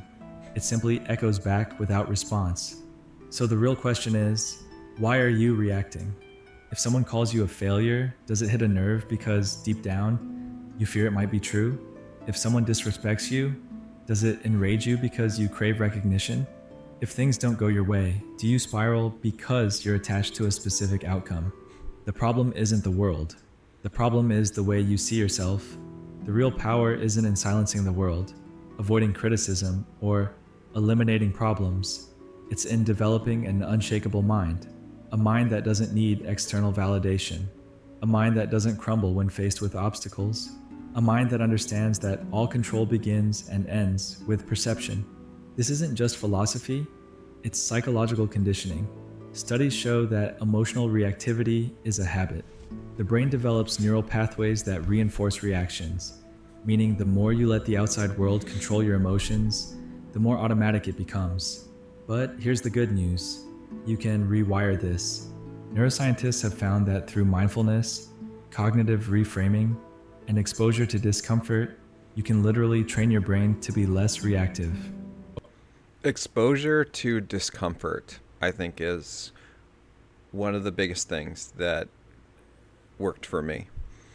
Is I got exposed to being criticized over and over and over again, and it was uncomfortable for a very long period of time that I got used to. Sort of reached a level of peace with the discomfort, knowing that the discomfort or the criticism will come and that there can be benefit to it. There can be beauty to it. And no longer would it be something that would elevate my heart rate. Instead, it would be an opportunity to grow. But this idea of getting very comfortable with discomfort, I think, is one of the key ways that you can gain control over yourself, because you're no longer trying to avoid hearing the things that are potentially true. I think that this is one thing a lot of people that tend to be very much controlled by their emotions seem to lack maturity in, is they are incapable or not yet evolved enough to receive honest and open critical feedback that can make them better. And again, a lot of that has to do with introspection, because as soon as you can be introspective with yourself and know what your strengths and weaknesses are, in my mind, you are unshakable. It goes back to the, Goju, you swear sometimes.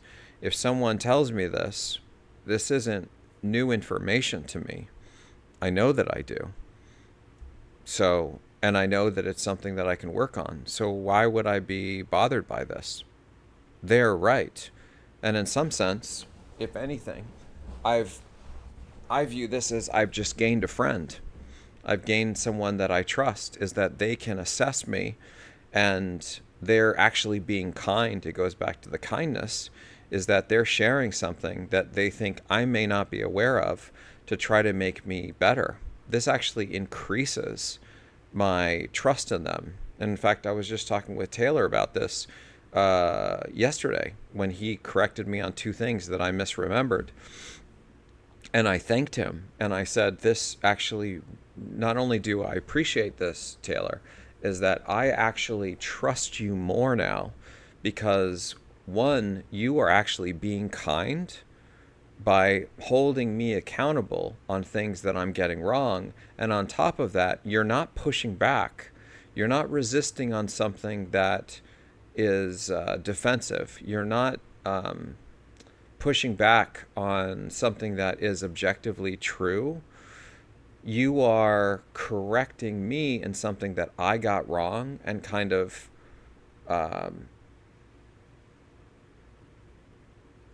showing me that you are able to share the truth with me, even in the event that you may think I'm not capable or not willing to receive honest feedback.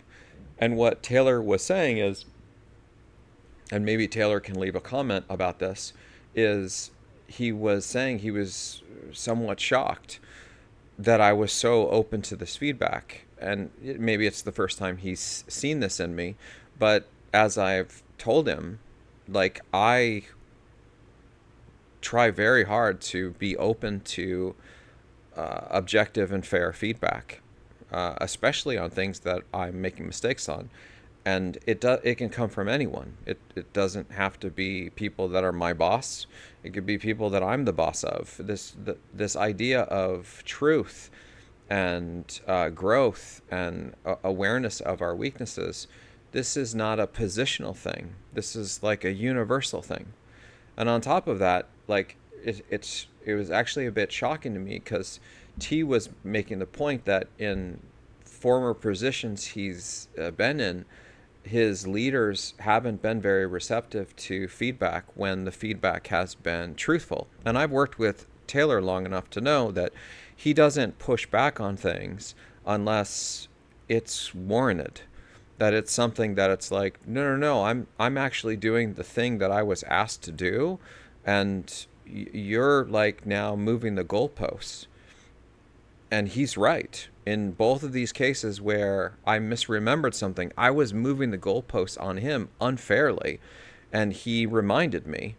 And as what I think any good leader would do, I took ownership of it immediately and actually thanked him because I want my inner circle to share things with me when I get those things wrong, because it makes me better. It actually makes you better because I make mistakes all the time. I don't want to be an echo chamber. I want to be surrounded by people that are way smarter than me that will help me in all the stupid things that I do, and knowing that I can rely on them to help me course correct when I make mistakes. But, and this is the kicker, doing it in a way that I trust that they are giving me constructive feedback that is truthful, that it's not that they are having their own prejudice and their own triggers, their own inability to grow, being then like parlayed, being inverted and pushed back on me, but instead they are doing the same thing that I'm doing with them, which is viewing them as objectively as I can, trying to help them sort of observe the personality things that they may need to grow on, that they may not be aware of, because, being really introspective, and then on top of that, just knowing all the things that one learns through life, it can be hard to know all these things. But it is incredible. I think it's a superpower when you can be surrounded by people that are in a position where they can give you honest feedback on things when you make mistakes, and they're not worried about you becoming retaliatory because they trust you so much for being such a fair person, and they know that you will never defend an indefensible position. That you want to talk about building relationships that are like unbreakable. One of the fastest ways to do that is to demonstrate to others that you can take objective criticism in a very fair way. This is like one, in my experience, this has been one of the best ways to build trust with people, is to create an environment where they know they can share things with you and you will listen to them in a very rational, logical way. You will not take an emotionally defensive position. This is a superpower. This will help you find the people in life that will 10x, 100x, 1000x you. Because ultimately, I think that even those of us that have spent decades trying to be stoics and introspective, like myself, I still have blind spots. Like, for example, one of the things that, the two things that T pointed out that I got wrong yesterday is I misremembered these minor details. One is I misremembered a minor detail, and the other is I misread one of his messages. When I was speed reading it, I missed one word. And so the message was slightly different. And so in both cases, I was kind of like coming down on him, saying, T, you kind of like dropped the ball on this. And then he perked up and said, okay, yeah, and again, Taylor's so graceful. It's incredible the way that he gives this feedback.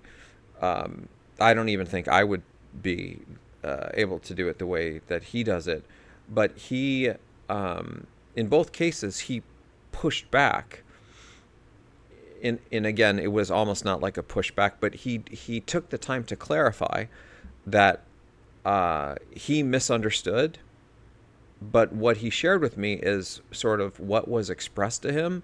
And in the first case, what he expressed is what he thought the parameters were this. And he referenced something that I said to him, which was a due date on a task that was needed to be finished later in this week. And then I changed the goalposts on him and made it so it would be due by the end of Sunday. And then in hindsight, I realized, oh, he's right. That's right. I remember now. And that's unfair.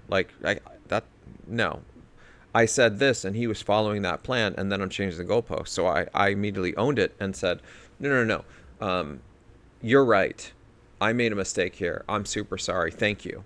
Right. And then the second one is I was mentioning that, I was asking him to do this specific thing, and he then called me out on it again and said, so I'm happy to do this thing, but I need this other thing to happen first. And then it dawned on me that, I made a mistake again. Twice in the same day with the same person. And again, I think that this is what, I'm not trying to toot my own horn, because I'm actually referring to two mistakes that I made with my chief of staff and head of product engineering in the same day. If anything, I'm calling myself out on the volume of stupidity that I do on a daily basis. But I think what's so great is that in both of these cases, Taylor is so comfortable and so trusting of our relationship that he feels safe enough to tell his boss, the super boss, that, hey, super boss, you are making a mistake. And if you can create an environment like that, where people that are beholden to you feel so comfortable and trust in you that they can share feedback where you're wrong, that is one of the biggest life hacks ever. Because now those people can make you better. And the truth is, I wish more leaders followed this. I see a lot of leaders fall into this sort of echo chamber of like, I'm always right, I don't make mistakes. And, I get it. It's easy to do when you're like the super boss, but it's like if your goal really is infinite growth, which is sort of my goal, I don't care about being a super boss. What I care about is infinite growth. And if people that I work with can help me grow when I'm making mistakes, I want that. That's more important to me than anything. On top of that, I really want to create a strong trust network with the people that are in my inner circle. I want them to be able to trust me, and I want to be able to trust them. And I think one of the fastest ways you can do that is you can create an environment where people feel comfortable giving you feedback, even if the feedback is something that might demonstrate that you got something wrong. And them knowing that you're such a rational person that you won't be beholden to your emotions. You will not be emotionally reactionary. You won't lash out. You won't abuse your power. And, it's very easy to do when you're in the position of power. I mean, we see it on a daily basis, I think, in the world today. And if you can resist that urge to use a position of power if you can resist the urge of using your position of power to make yourself essentially always right, and instead create an environment where the people that you work with feel as empowered as if they were peers with you, or even the boss of you, I think that you have a massive life hack now, because your growth potential, I think, is essentially infinite. At least that's the way I kind of think about it. Okay, I'm going to shut up now for the next 5 minutes. Let's see if I can do it. Over time, insults stop triggering you. Failures don't define you. Uncertainty no longer scares you. At that point, you become untouchable. Not because the world has changed, but because you have. There's something strange about human nature. People believe they are reacting to the world, but in reality, they are reacting to themselves. Imagine this. Someone insults you. The words hit like a dagger. But pause for a second. Where do you actually feel the pain? It's not in the words. It's in the meaning you assign to them, the hidden wounds they touch, the stories you've been carrying in your subconscious. Carl Jung knew this well. He once said, everything that irritates us about others can lead us to an understanding of ourselves. That's the brutal truth most people don't want to accept. Nothing outside of you has power over you unless you give it power.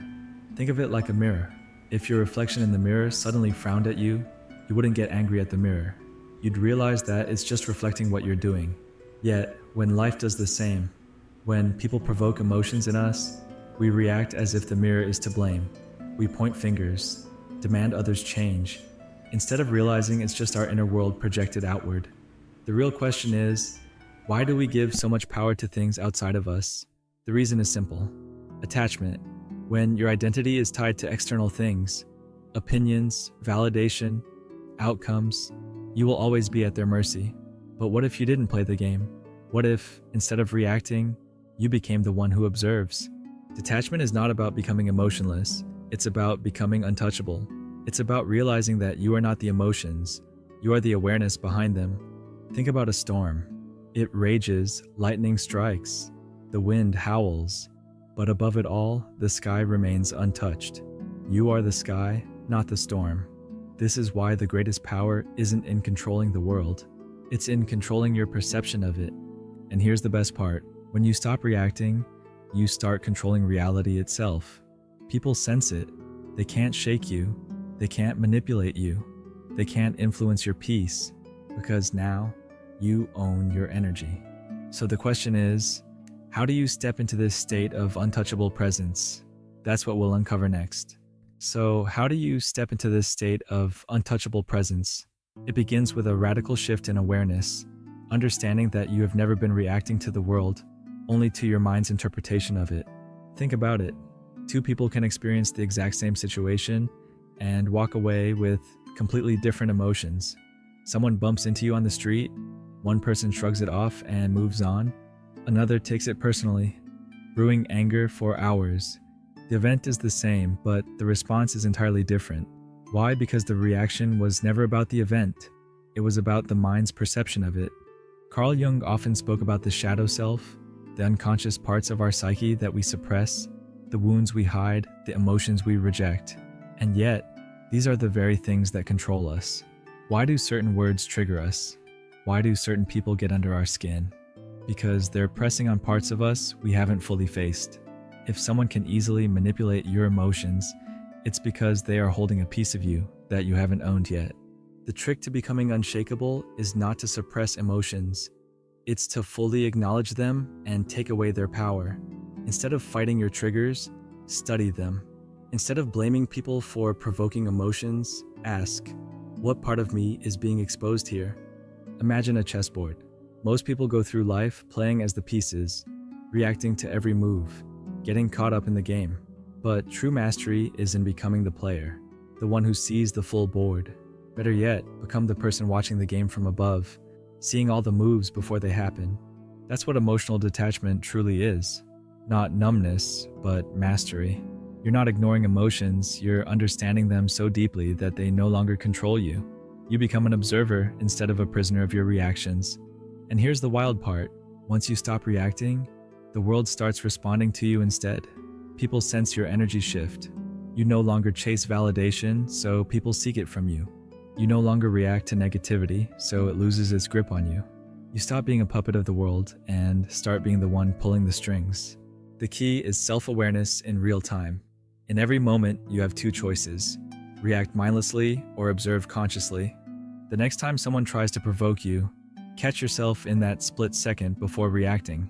Feel the trigger rise, but instead of acting on it, just watch.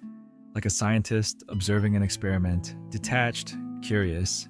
That's the moment of power. But how do you sharpen this skill until it becomes second nature? That's what we'll dive into next. The moment you stop letting the world pull your strings, you take back control. Master your reactions, and you master your reality. If this resonated with you, drop a comment below. What was your biggest takeaway? And if you're ready to keep expanding your mind, hit that like button and subscribe so you don't miss what's coming next. See you in the next one. Excellent. We did it together. I was able to shut up for 5 minutes. I feel like I've reached my achievement for the day. But I want to repeat one more thing that he mentioned, and then we'll adjourn for today since we just eclipsed the 2-hour mark. And I've got to do some other things. One of the things he talked about, which resonates with me on the introspection part, is he mentioned instead of something like turning a blind eye to your triggers, study them. And this goes back to the idea that I was mentioning in my being honest, having honest and objective introspection. Honest and objective introspection. And I think that this is, again, one of the real keys to doing this. Because once you can deeply understand and become okay with your weaknesses, and it doesn't mean that you've solved your weaknesses, it just means that you have come to terms with them, you have owned them, you're aware of them, you're not pretending that they're not there, then if people mention them to you, you are essentially unaffected by them. I think that is one of the keys to unlocking Stoicism and this ability to not be reactionary and not being controlled by others. And really kind of leveling up into this notion of only needing internal validation that really getting to the point where the only validation you need is the validation that you get from yourself, and that because you're so introspective and because you're so honest that you know if you're doing things the right way or if you aren't. And therefore, you can assess yourself in a far more fair way and critical way than anyone else can. So with that, let's adjourn for today. And in the next one, we'll maybe hit some of those cool technical things. Thanks, everybody. Have a great night.